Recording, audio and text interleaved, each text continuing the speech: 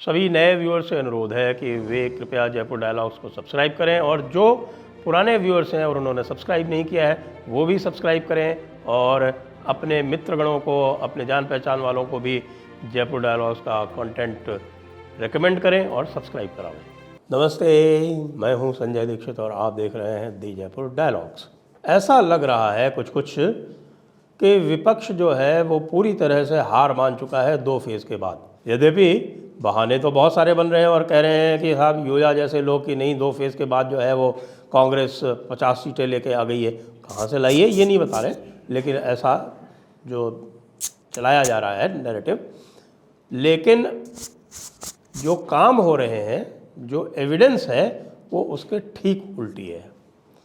और 2 इंस्टेंसेस जो आज हुई हैं उससे ये स्पेशली प्रकट हो जाता है। 2 क्या बल्कि 3 हुई हैं। एक के बारे में मैं आपको कल बता चुका हूँ। एक जो जिस प्रकार से इन्होंने वॉशिंगटन पोस्ट से गुरुपतवंत सिंह पन्नू की हत्या के मामले में एक रॉ एजेंट का नाम लिया और वो इनके उल्टा पड़ गया, क्योंकि उससे तो और वाहवाही होगी नरेंद्र मोदी की।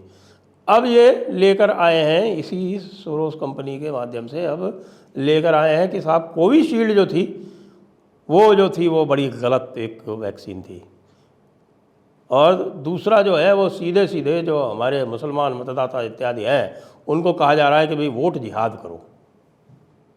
पहले कोविशील्ड की बात कर लेते हैं कि ये जो कोविशील्ड का मसला है इससे ये क्या सोचते हैं कि ये क्या कर लेंगे, क्योंकि सबको पता है कि कम से कम 50 लाख जानें जो हैं वो बचाई हैं नरेंद्र मोदी ने वैक्सीन ऑथराइजेशन करके और जल्दी वैक्सीन बनवा के।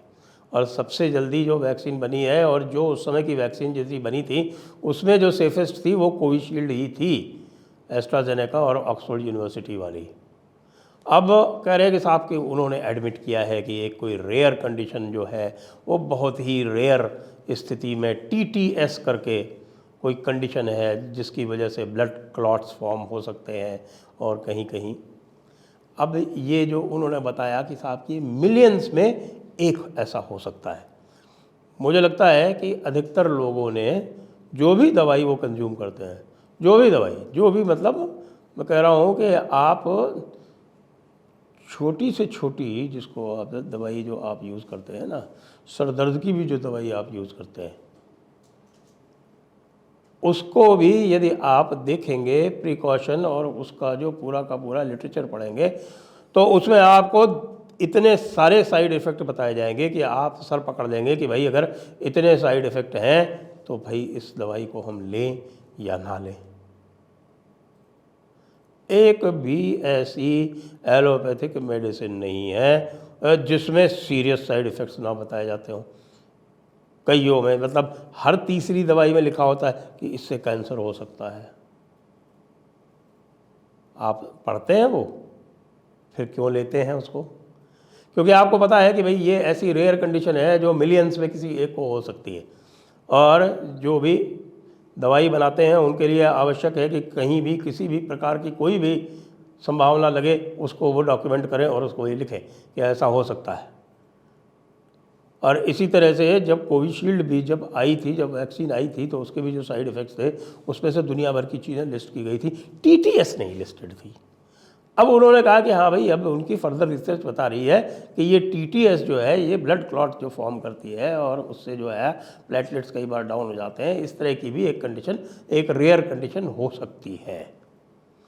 तो आप बताइए, अगर उन्होंने 100 कंडीशन बता रखी थी, 101वीं नहीं बता दी थी और ये 101वीं यदि बता दी तो उसके लिए आप क्या कहेंगे कि वो नरेंद्र मोदी जिसने कोविड के समय में न केवल लोगों की जानें बचाई, लोगों को फ्री राशन सप्लाई किया, लोगों को ऑक्सीजन सप्लाई करवाई, सारी लॉजिस्टिकल डिफ़िकल्टीज़ के बावजूद सबको पता है कि चाइना में क्या हुआ, सबको पता है कि USA में क्या हुआ। आज भी वहाँ उनकी लाशें डिस्पोज नहीं हुई हैं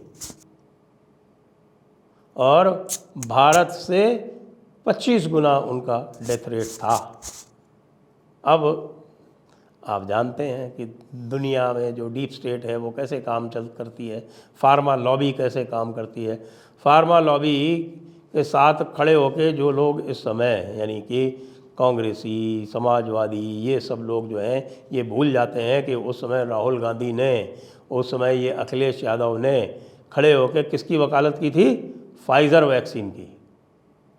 क्यों की थी फाइज़र वैक्सीन की वकालत भाई? जबकि फाइज़र वैक्सीन की जो इफ़ेक्टिवनेस थी वो केवल 50% थी, इसकी तो 75 थी भाई। और जो कोवैक्सीन हमने बनाई उसकी तो 80 से 90% थी। कोवैक्सीन भी तो बनी थी, और कोवैक्सीन के बनाने में समय लगा था। कोवैक्सीन के बनाने में समय इसलिए लगा था क्योंकि उसका जो प्रोसीजर था वो दूसरा था, उस प्रोसीजर में समय लगना आवश्यक था, लेकिन हमें तुरंत चाहिए थी उस समय वैक्सीन।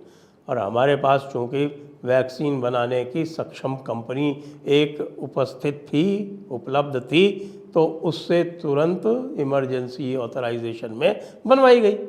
जब इमरजेंसी होती तो ऐसा ही होता है ना, इमरजेंसी में क्या करेंगे कि नहीं हम टेंडर करेंगे और जब तक कोई उपलब्ध नहीं हो जाती तब तक हम चुप बैठे रहेंगे। इस तरह से गवर्नेंस होती है क्या राहुल जी? ये राहुल जी के चमचों, ऐसे नहीं होती है गवर्नेंस।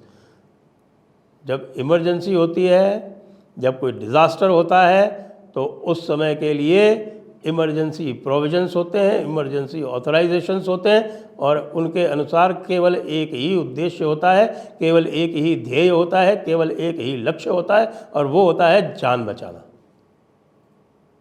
जो मोदी जी ने सफलतापूर्वक किया और पब्लिक ने उसको एक्नॉलेज किया। सबसे ज़्यादा हल्ला किसका मचाया गया था? उत्तर प्रदेश का ही मचाया गया था ना। क्यों मचाया गया था? उत्तर प्रदेश का इसलिए मचाया गया था कि लोगों को लगा कि भाई उत्तर प्रदेश में चुनाव है। 2021 में अचानक वहाँ स्थितियाँ बिगड़ गई थी, ऑक्सीजन की कमी हो गई थी, तो मुख्यमंत्री स्वयं कोरोना से पीड़ित हो गए थे, तो इनको लगा कि हाँ, इन्होंने लाशों पर पूरा व्यापार किया था। चारों तरफ जो है वो वीडियो और फोटोग्राफ्स जो है वो पब्लिश किए थे पूरी दुनिया में, और उस लाशों का व्यापार जो कहीं और नहीं किया, बाकी सब जगह respect the dead, please respect the dead, please keep the dignity of the dead. लेकिन भारत में नहीं। भारत में ये पूरा का पूरा गिद्धों का गिरोह था और टूट के पड़ा था कि बस अब तो पूरा जो है वो आप ड्रेन इंस्पेक्शन यहाँ कर लो।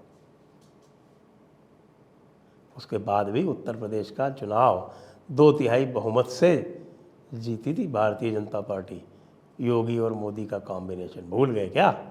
तो अब आपको लगता है कि 2024 के आप इलेक्शन में कुछ इसको उछाल के कुछ कर लोगे? कुछ नहीं होने वाला। आप जो करोगे वो इंटेंशन स्पष्ट सामने आ गया आज फर्रुखाबाद में। और आज फर्रुखाबाद में जिस प्रकार से मुस्लिम मतदाताओं को ये कहा गया कि आप तो वोट जिहाद करो, वो बताता है कि ये जो हमारे गिद्धों का झुंड है, जिसको हम विपक्ष भी कहते हैं, मुझे बड़ा खेद होता है क्योंकि मैं स्वयं इसका हिमायती हूँ। मैं ये चाहता हूँ कि देश में एक सशक्त विपक्ष हो, जो सशक्त विपक्ष बड़े सशक्त तरीके से मुद्दों पर घेरे सत्ता को। लेकिन यहाँ तो मुद्दों पर घेरना ही नहीं है, यहाँ पर तो केवल वोट खरीदने की बात हो रही है। वोट अब जिहाद की बात हो रही है। वोट भी एक जिहाद है, तो यदि वोट भी एक जिहाद है तो फिर जिहाद का प्रतिकार यदि उसी प्रकार से किया जाए तो फिर उसमें क्या समस्या होगी? आपको पता है ना कि जिहाद का उत्तर योगी महाराज कैसे देते हैं। आप चाहते हैं कि उस प्रकार की आपके ऊपर कार्रवाई हो, या जो लोग वोट जिहाद करते हैं उनका वोट जो है वो सदैव के लिए कैंसिल कर दिया जाए, जैसा कि हेमंत बिश्व शर्मा कह रहे हैं और करेंगे?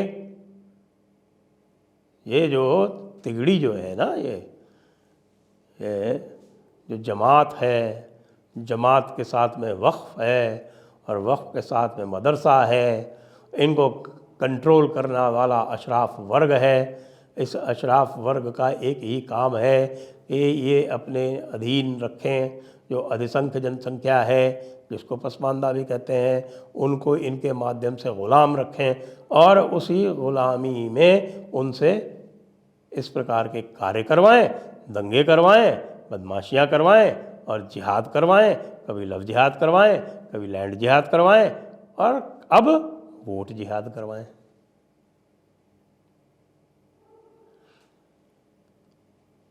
सही पूछिए तो पूरे विपक्ष की बौद्धिक क्षमता पूरी तरह से नष्ट हो चुकी है। यह किसी भी प्रकार की ना तो ये बौद्धिक समझ रख पा रहे हैं, न ये सोच पा रहे हैं कि भारतीय जनमानस जो है वो किस तरह से प्रभावित होता है, भारतीय जनमानस किस प्रकार से सोचता है, इसकी इनको कोई बुद्धि नहीं है। ये केवल ये सोचते हैं कि जैसे पहले पिछले ज़माने में हुआ करता था, जब जनता पूरी तरह से कम्युनिकेशन के माध्यम उसके पास नहीं थे, जो उसके पास 4 साल में एक बार आता था और बोल जाता था और झूठे मूठे वादे कर जाता था, उसके आधार पर वोट दे देती थी और उसमें साथ में जाति की चाशनी मिला दी जाती थी। उसी हिसाब से आज भी वोट करेगी? नहीं करेगी। सारे के सारे लोग गलत क्यों साबित हो रहे हैं? फेज़ दर फेज़ उत्तर प्रदेश के चुनाव में गलत क्यों साबित हुए? इसलिए साबित हुए कि उन्होंने यह मान लिया है कि हर व्यक्ति जो है वो जाति के आधार पर ही वोट देता है, धर्म के आधार पर ही वोट देता है। वो ये भूल जाते हैं कि अब कम से कम 30% लोग ऐसे हैं जो सोच समझ के वोट देते हैं और वो इस तरह के बंधनों में नहीं बंधे हैं। इसलिए ये जो लेटेस्ट है आपका कोविशील्ड वाला और वोट जिहाद वाला, इसकी भी प्रतिक्रिया ऐसी होने वाली है कि आपके जो रहे सहे सीटें भी थी वो भी आनी मुश्किल हो जाएंगी। जय हिंद, जय भारत, वंदे मातरम।